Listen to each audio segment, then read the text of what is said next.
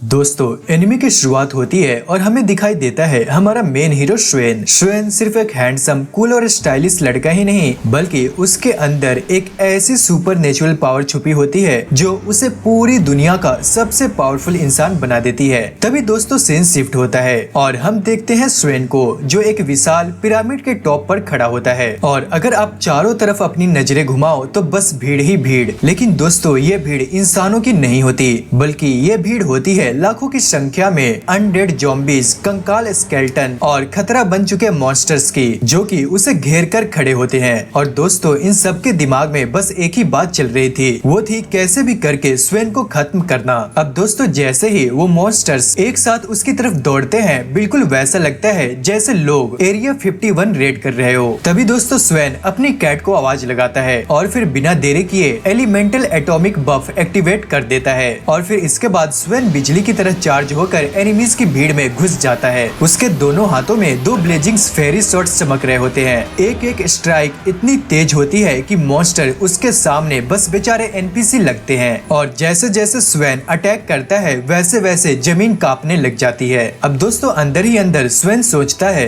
कितने दिन हो गए इस पिरामिड को बचाते हुए, लगता है जैसे इस बैटल का कोई एंड ही नहीं है। तभी दोस्तों उसी समय हजारों की संख्या में अनडेड आर्चर्स एक साथ तीर चला देते हैं और चारों तरफ तीरों की बारिश शुरू हो जाती है। लेकिन दोस्तों स्वेन एक ही जंप में हवा में उछलकर सभी एरो को परफेक्ट डॉज कर लेता है और जैसे ही वह जमीन पर वापस लैंड करता है वो लाइटनिंग स्पीड में जाकर स्केलेटन आर्चर्स को काटना शुरू कर देता है और चारों तरफ उसकी तेज स्ट्राइक्स की आवाज सुनाई देती है। लेकिन तभी दोस्तों उसे कुछ अजीब लगता है, कुछ अनडेड मॉन्स्टर्स अपनी बॉडी को आपस में मर्ज कर ज्वाइंट क्रिएचर्स बना चुके होते हैं और अब वो स्वेन को घेर कर अटैक करने लगते हैं। लेकिन दोस्तों हमारा स्वेन यहाँ पर रुकने वाला नहीं था। ये देखते ही वो बिना टाइम वेस्ट किए अपना अल्टीमेट मूव 1000 ग्रेव एक्टिवेट कर देता है और ऐसा लगता है कि जैसे आसमान फटने वाला हो। ऊपर से भारी भरकम ग्रेव स्टोन्स गिरने लगते हैं जो लाइट मैजिक से भरे होते हैं और जैसे जैसे स्टोन्स गिरते हैं वैसे वैसे वो मॉन्स्टर्स एक एक करके खत्म होने लगते हैं। अब स्वेन ग्रेव स्टोन्स के गिरते ही वो तेजी से जमीन पर लैंड करता है और बिना एक सेकंड गवाए फिर से अपनी किलिंग स्पिरिट ऑन कर देता है और उसे देखकर ऐसा लगता है कि मानो वो कोई लेजेंडरी स्वॉर्डमैन वॉरियर हो। वो तब तक नहीं रुकेगा जब तक आखिरी मॉन्स्टर का नामो निशान मिट नहीं जाता। पर दोस्तों कहानी यहाँ से एक अलग मोड़ लेती है क्योंकि स्वेन हमेशा से इतना कूल, स्ट्रॉन्ग और इनविंसिबल नहीं था। उसकी असली कहानी समझने के लिए हमें एक साल पीछे जाना पड़ेगा, उस समय जब फायर नेशन का अटैक शुरू भी नहीं हुआ था। अब दोस्तों हमें कुछ पास्ट का सीन दिखाया जाता है। एक साल पहले स्वेन सिर्फ एक छोटा सा अनाथ लड़का था, गंदा, स्मेली, अकेला और बिल्कुल सादा जीवन जीने वाला। उसकी पूरी लाइफ बस स्कूल और एक उदास सा डॉर्मेटरी रूम तक सीमित था। वह की लाइट हाई स्कूल में पढ़ता था जिसे आयरनी की हद तक एक पुराने ग्रेवयार्ड ऑफ फील्ड वेब्स के ऊपर बनाया गया था। हर दिन स्वेन सोचता था कि उसकी लाइफ में कुछ भी खास नहीं होगा। उसे लगता था कि वह हमेशा बेकार इंसान ही बनकर रह जाएगा,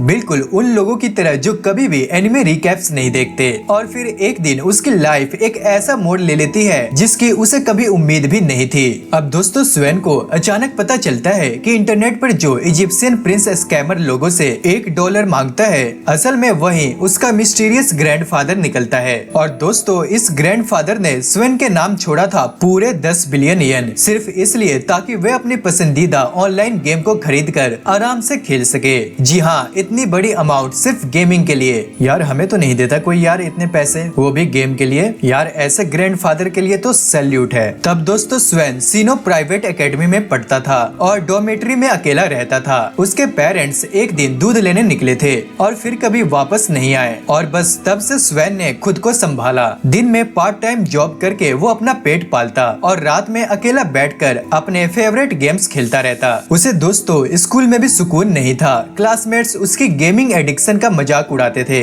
उसे बहुत चिढ़ाते थे और उसे बहुत ही ज्यादा बुली किया करते थे। लेकिन दोस्तों स्वेन हर बार चुपचाप सहन करता रहता था। एक दिन दोस्तों गर्मी की सुबह स्वेन लाइफ गार्ड की जॉब कर रहा था और बीच पर लोगों की देखभाल भी और साइड में अपना गेम भी खेल रहा था। मतलब कि दोस्तों वो प्रो लेवल का मल्टीटास्किंग बंदा था। अब दोस्तों उसे लगा कि आज का दिन भी पहले जैसा बोरिंग होगा, पर आज उसकी किस्मत पूरी तरह से बदलने वाली थी या कहे कि उसके ऊपर गिरने ही वाली थी। तभी हम देखते हैं कि कुछ बुली टाइप लड़के के उसके पास आ जाते हैं। अबे वो चिरकुट, कोई पिंक हेयर वाली सुंदर लड़की देखी क्या है? नहीं भाई, मुझे तो कुछ समझ में ही नहीं आया। लेकिन तभी दोस्तों वो उसका मजाक उड़ाते हैं और कहते हैं कि लाइफ गार्ड होकर भी उसे कुछ नजर नहीं आता, उसे थोड़ा ओवर सर्वेंट रहना चाहिए। अरे मैं स्विमिंग नहीं जानता, मैं तो बस पूल क्लीन करता हूँ। अब दोस्तों ये सुनते ही उनमें से एक बुली गुस्से में उसकी बिल्ली कोई को पकड़कर पुल में फेंक देता है। तो ले इसे भी साफ कर अब। लेकिन तभी दोस्तों हम देखते हैं कि ये देखते ही स्वेन बिना सोचे समझे पुल में कूद पड़ता है अपनी कैट को बचाने के लिए। लेकिन दोस्तों प्रॉब्लम यह भी है कि वह खुद भी तैरना नहीं जानता था और वो अब डूबने लगता है। अब दोस्तों जब उसकी आंखें खुलती है तो वह पुल के पास जमीन पर पड़ा होता है और उसका दोस्त रेंचो सामने खड़ा होता है और वो काफी ज्यादा टेंशन में होता है। अब दोस्तों रेंचो बताता है कि जब वह वहाँ पहुँचा तब तक स्वेन को पहले ही कोई बचा चुका था और वो थी एक लड़की जिसका नाम था रिको। दोस्तों रिको यानी रीरी स्कूल की सबसे इंटेलिजेंट, रिच और ब्यूटीफुल लड़की, ग्राफटेक कंपनी के प्रेसिडेंट की बेटी, देश की सबसे बड़ी इलेक्ट्रॉनिक्स और गेम डेवलपमेंट कंपनी की वारिस। सोचो दोस्तों इसके पास कितना ही पैसा होगा और साथ में फेम भी। दोस्तों उसके पीछे हमेशा सिम्स की लाइंस लगी रहती थी, अगर उन्हें मौका मिले तो उसके लिए चांद भी ले आए। अब दोस्तों रेंचो ये सब स्वेन को तब बता रहा होता है जब वो अपनी गर्लफ्रेंड अरीजा को गोद में उठाए खड़ा था। वैसे दोस्तों मानना पड़ेगा ये सीन अपने आप में काफी जबरदस्त है। दोस्तों मजा तो आ ही रहा था, पर स्वेन को अचानक अपना डूबने से ठीक पहले का मोमेंट याद आता है। उसे साफ महसूस होता है कि किसी पिंक हेयर ब्यूटी ने उसे किस किया था।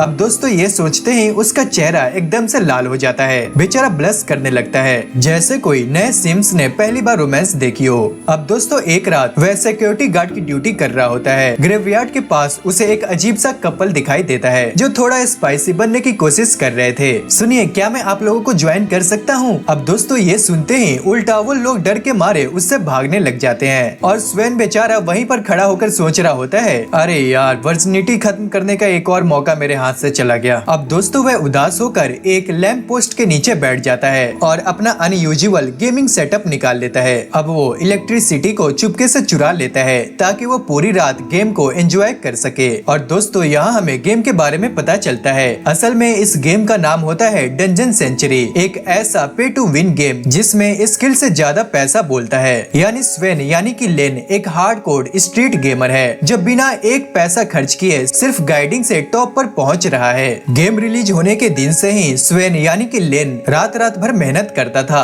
असल में दोस्तों वह लेवल 180 तक पहुंच चुका होता है, जबकि नॉर्मल प्लेयर्स एंड गेम भी इतनी मेहनत से क्लियर नहीं करते। और दोस्तों उसका कैरेक्टर होता है ग्वेन का, जो कि एक अजीबोगरीब लेजेंड टायर मॉन्क होता है। ग्वेन का लुक इतना ज्यादा अनोखा होता है कि आपको देखकर लगेगा नहीं कि वो कोई हीरो है, बल्कि कोई सर्कस का जादूगर लगेगा। दोस्तों इस कैरेक्टर को तो देखो आप, एक सिंपल सा वेस्ट, एक स्कार्फ, एक अंडरवियर और एक मॉन्स्टर वाला हेलमेट और साथ ही में हाथ में होती है गंदी टूटी हुई स्टिक। लेकिन दोस्तों आप ग्वेन के कैरेक्टर पर मत जाना, असल में ये हाई एट्रीब्यूट्स और स्किल से अल्टीमेट 99 ड्रैगन को भी कुछ सेकंड में ही अकेला मार देता है। लोग कहते हैं कि ग्वेन बहुत ही ज्यादा कूल प्लेयर है, लेकिन असलियत में दोस्तों लेन एक बहुत ही ज्यादा गरीब लड़का होता है जिसके पास गेम पर खर्च करने के लिए पैसे तक नहीं होते, इसलिए उसके पास हथियार होता है प्योर ग्राइंडिंग। अब दोस्तों आगे हम देखते हैं कि ड्रैगन को हराने के बाद वह नई डंजन में मॉब फार्मिंग करने के लिए जाता है और जैसे ही वो अंदर घुसता है उसे एक लड़की की चीख सुनाई देती है।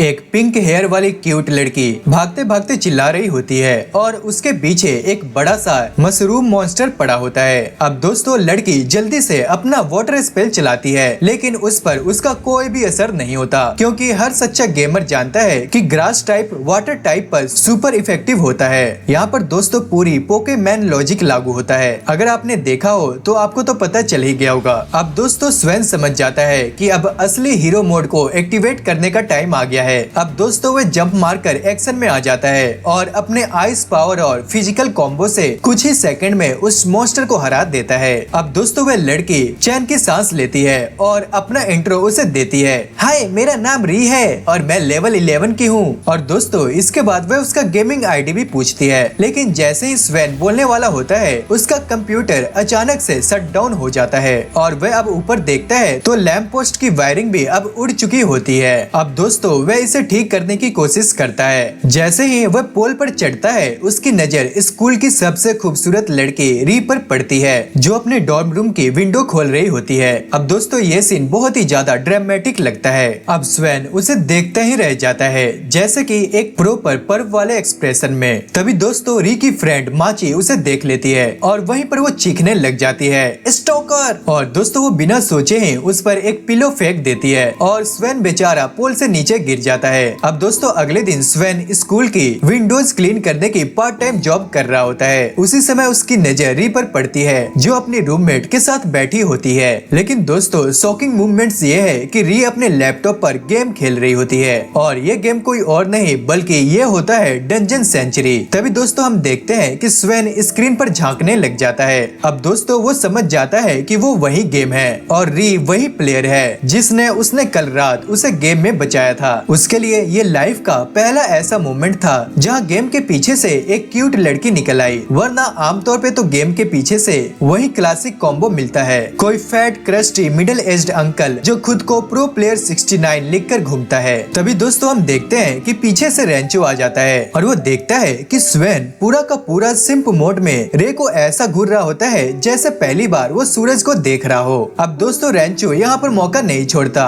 और उसे थोड़ा सा टीज करने लगता है, अरे लड़की देखना गलत नहीं है भाई, बस ध्यान रखना क्योंकि वो तुम्हारी रीच से बहुत ऊपर है और स्कूल में लोग उसको सेलिब्रिटी की तरफ फॉलो करते हैं। अब दोस्तों ये सुनकर स्वेन का दिमाग और भी ज्यादा फ्रीजर मोड में चला जाता है। अब दोस्तों दोपहर को वो अपने डॉर्म रूम में गेम खेल रहा होता है। तभी दोस्तों उसे एक नोटिफिकेशन आती है फ्रेंड रिक्वेस्ट की, जो कि होती है रे की। अब दोस्तों ये देखकर स्वेन का एक्साइटमेंट लेवल सुपर से ऊपर चला जाता है, जैसे एकदम टिपिकल बेटा मेल सिंप एनर्जी। अब उसके हाथ कांपने लग जाते हैं और दिल 5G स्पीड में दौड़ रहा होता है। अब दोस्तों अगले कुछ महीनों तक दोनों साथ गेम खेलते रहते हैं। धीरे धीरे उनकी बॉन्डिंग इतनी स्ट्रॉन्ग हो जाती है कि ये ऑनलाइन फ्रेंडशिप एक रियल कनेक्शन जैसा फील होने लगता है। लेकिन दोस्तों एक दिन रे कैजुअली पूछ लेती है, यार मैं बहुत क्यूरियस हूँ, असल में तुम रियल लाइफ में कैसे लगते हो। अब दोस्तों ये सुनकर स्वेन के दिमाग में सीधा थंडर स्टॉर्म शुरू हो जाते हैं और उसे लगता है कि रियल लाइफ में दोस्ती पॉसिबल ही नहीं, क्योंकि वो एक गरीब स्टूडेंट है जो कि हर टाइम पार्ट टाइम जॉब में फंसा रहता है, फैमिली सपोर्ट जीरो।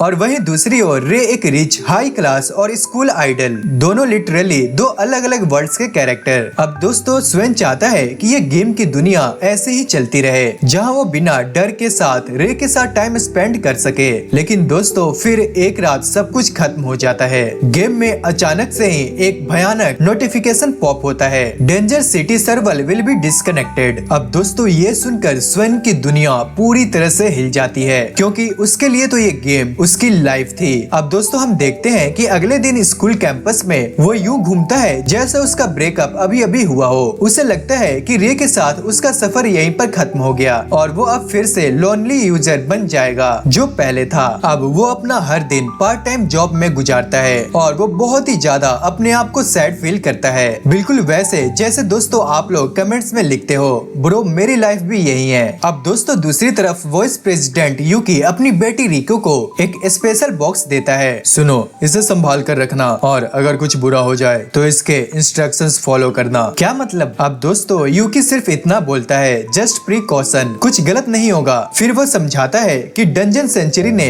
अपना प्रोटोटाइप कंप्लीट कर लिया है और अब एक नया गेम आने वाला है, एक ऐसा गेम जो पूरी दुनिया को बदल देगा। अब दोस्तों वह रिको की तरफ देखता है और हंसकर कहता है, तुम शायद उदास हो क्योंकि तुम्हें गेम में आखिरकार एक फ्रेंड मिला है जिसे तुम पसंद करती हो, है ना? अब दोस्तों रिको का चेहरा एकदम टमाटर जैसा लाल हो जाता है। अब इसके बाद उसके पापा बाहर चले जाते हैं। अब रात को रिको फिर गेम में लॉगिन करती है और स्वेन के ऑनलाइन होने का इंतजार कर रही होती है। अब इसके बाद हम देखते हैं कि ट्वेन में बैठे खिलाड़ी एक हिडन आइटम की बात कर रहे होते हैं, इवनिंग सॉन्ग फ्लावर, जो किसी भी प्लेयर की एक विश पूरा कर सकते हैं। अब दोस्तों वो मजाक में कहते हैं कि अगर ये फ्लावर मिल गया तो शायद डेवलपर सर्वर शट डाउन ही नहीं कर पाए। अब दोस्तों यहाँ पर सब हंस पड़ते हैं। अब दोस्तों इसके बाद हम देखते हैं कि थोड़ी देर बाद स्वेन लैंप पोस्ट के नीचे जल्दी जल्दी लॉगिन करता है। अब रे उसे देखकर कहती है, सुनो सर्वर शट डाउन में सिर्फ एक हफ्ता बाकी है, मैं ये पूरा वीक तुम्हारे साथ एडवेंचर करना चाहती हूँ। अब दोस्तों स्वेन सोचता है कि ये बस एक ऑनलाइन फ्रेंड और गेम नहीं है, बल्कि ये मेरे लिए एक पूरी दुनिया है। अब दोस्तों गेम खत्म होने वाला था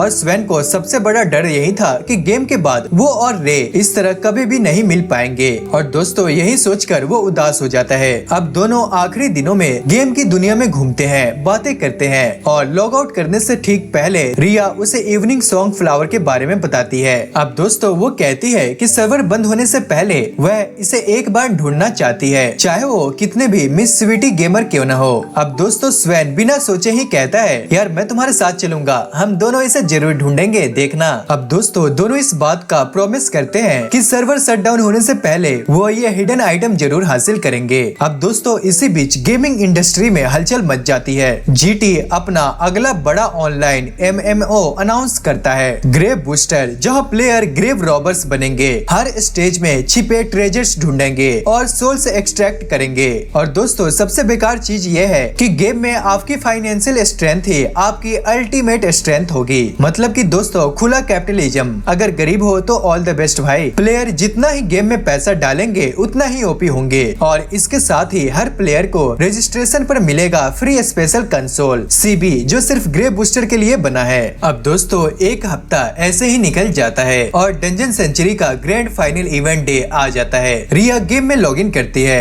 और स्वेन के ऑनलाइन होने का इंतजार कर रही होती है ताकि दोनों मिलकर वो सॉन्ग फ्लावर ढूंढ सके। लेकिन दोस्तों घड़ी की सुई अब आगे बढ़ जाती है और ग्वेन वहाँ पर नहीं आता। दूसरी तरफ स्वेन पूरा दिन अपने पार्ट टाइम जॉब्स में फंसा रहता है और वो बेचारा इतना सैड होता है कि मानो उसकी बंदी किसी और के साथ भाग गई हो। अब दोस्तों उधर ओल्ड मैन यूकी अपने ऑफिस में बैठकर गेम के एंड को देख रहा होता है और उसकी आंखों में अजीब सी चमक होती है क्योंकि उसका मास्टरपीस ग्रेव बूस्टर अब शुरू होने वाला था। डंजन सेंचुरी के सारे आइटम्स और करेंसी नए गेम में ट्रांसफर हो जाने वाले हैं। मतलब कि दोस्तों पुराने प्लेयर्स को एडवांटेज मिलेगा। लेकिन दोस्तों यूकी की असली उम्मीद एक ही चीज पर टिकी होती है कि कोई भी प्लेयर हिडन आइटम सर्वर बंद होने से पहले ढूंढ ले। अब रिया इवनिंग सॉन्ग फ्लावर के फील्ड में पहुंचती है और अकेले ही हिडन आइटम ढूंढना शुरू करती है। तभी दोस्तों अचानक एक मॉन्स्टर जैसा प्लेयर इवेंट में एंटर करता है। वो प्लेयर्स को मारता है, उनका सारा इक्विपमेंट्स लूटता है और तेजी से सॉन्ग फ्लावर फील्ड की ओर बढ़ता है। तभी वो रिया पर हमला करता है। अब रिया उससे फाइट करने की कोशिश करती है लेकिन दोस्तों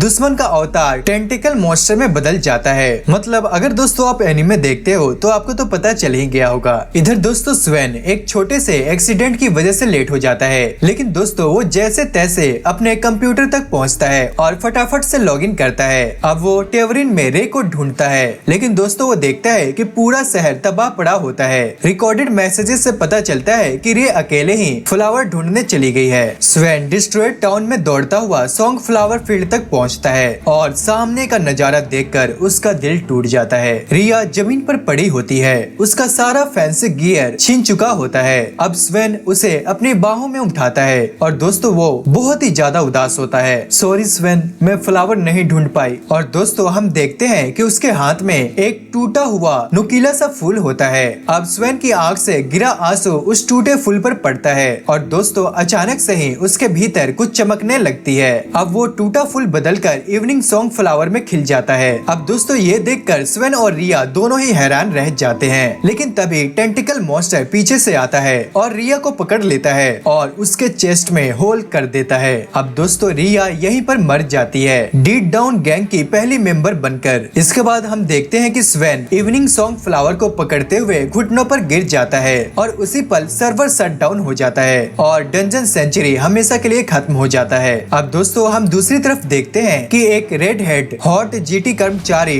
बिल्डिंग में एंटर करती है और सीधे ओल्ड मैन यूकी के ऑफिस में जाती है और वो टेबल पर बैठ जाती है। अब इसके बाद वो अपना गन निकालती है और उसकी बेल्ट हेड पर पॉइंट कर देती है। सुनो, मैं तुम्हें जानती हूँ इसलिए मारने में थोड़ा बुरा लग रहा है। वाह, तो क्या तुम प्रिटेंड कर रही हो कि तुम बस कोई रैंडम थीफ हो जो रास्ते में मिल गई? सुनो, ये बहाना बहुत लेम है। क्या ये प्रेसिडेंट लिंक का आइडिया है? अब दोस्तों यूकी सिर हिलाकर कहता है, थर्ड ग्रेड आइडिया लगता है, वही सोच सकता है। अब दोस्तों वह लड़की उसे आखिरी बार देखती है और कहती है, क्या तुम बताओगे कि वो टॉम कैसे खोला जाए? अगर मैं ये बताने लगूं तो मैं ग्रेव रॉबर्स जैसे तुम्हारी मदद नहीं कर पाऊंगा। अब दोस्तों वो उसे उसका नाम लेकर बुलाती है, thank you final grave keeper, और फिर उसी पल उसे शूट कर देती है। उधर दोस्तों हम स्वेन को देखते हैं जो अपनी टूटी हुई साइकिल लेकर स्कूल की तरफ चल रहा होता है। वो रास्ते में देखता है कि एक कैट फॉग में दौड़ रही है। वो उसे बुलाता है और देखता है कि रे उस बिल्ली को अपनी बाहों में पकड़ते हुए प्यार से पैट कर रही होती है। लेकिन स्वेन यहाँ पर चुपचाप उसके पास से गुजरता है। अब दोस्तों इसके बाद रे स्वेन की तरफ देखती है और हल्की सी स्माइल करते हुए कहती है, तुम ही हो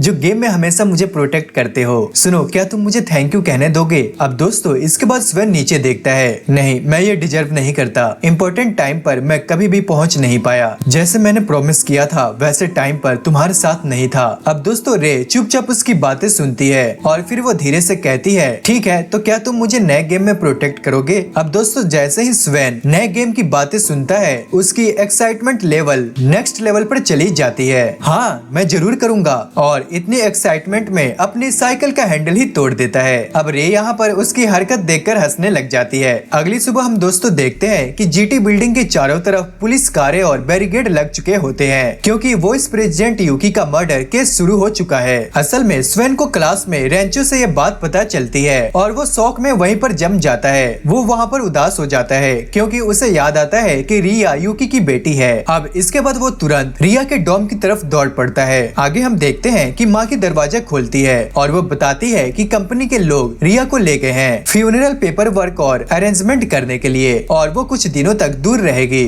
और हम देखते हैं कि लोग रूमर्स फैला रहे होते हैं कि ओल्ड मैन ने तो अपना लोन भी नहीं भरा था। आगे हम देखते हैं कि मर्डर केस न्यूज चैनल तक पहुंच जाता है और जीटी प्रेसिडेंट झूठी उदासी दिखाते हुए पब्लिक को भरोसा दिलाता है, चिंता मत कीजिए आप लोग, किलर को पकड़े बिना हम चैन की सांस नहीं लेंगे। लेकिन दोस्तों हम देखते हैं कि असली किलर स्टेज के पीछे खड़े होकर नकली आंसू बहा रहा होता है। आगे हम स्वेन को देखते हैं जो कि नेट पर न्यूज स्क्रॉल कर रहा होता है। यूकी की प्रोटेक्ट देखते हुए उसके दिमाग में फ्लैशबैक चलता है जब वो छोटा था और यूकी के साथ गेम खेलता था। अब दोस्तों वो खुद से कहता है कि मैंने इन्हें कहीं देखा है और मैं इन्हें जानता था। अब दोस्तों कुछ दिन बाद रिया स्वेन को अपने घर बुलाती है और ग्रीटिंग एक्सचेंज के बाद वह एक पर्पल बॉक्स निकालती है जिस पर एक लेटर रखा होता है। वह बॉक्स स्वेन के हाथों में पकड़ाते हुए कहती है, ये पापा ने तुम्हारे लिए छोड़ा है। अब दोस्तों इसके बाद स्वेन लेटर पढ़ना शुरू करता है और पता चलता है कि ये यूकी की अंतिम इंस्ट्रक्शन है। अब वो बॉक्स खोलता है और अंदर सीबी कंसोल रखा होता है